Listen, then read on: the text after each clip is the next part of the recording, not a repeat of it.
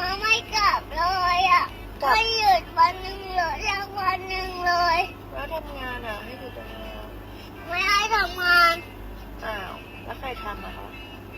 เดี๋ยวคันนี้ต้องขึ้นก่อนแล้วคันนี้จะไปทำงานเอง อ้าว ไม่ให้ไป ไม่ให้ใคร ไม่ให้มาไป ไม่ให้มาทำอะไรอ่ะ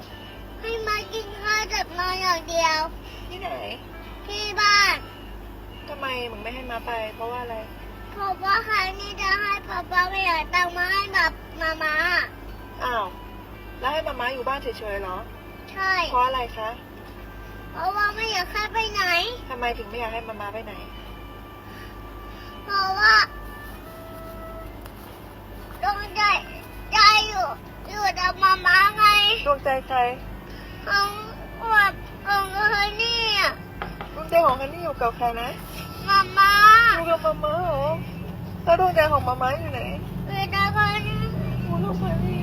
น่าสงสารเลยพรุ่งนี้ก็หยุดแล้วลูกพรุ่งนี้มาม่าหยุดนะ โอเค ยิ้มก่อนยิ้มก่อน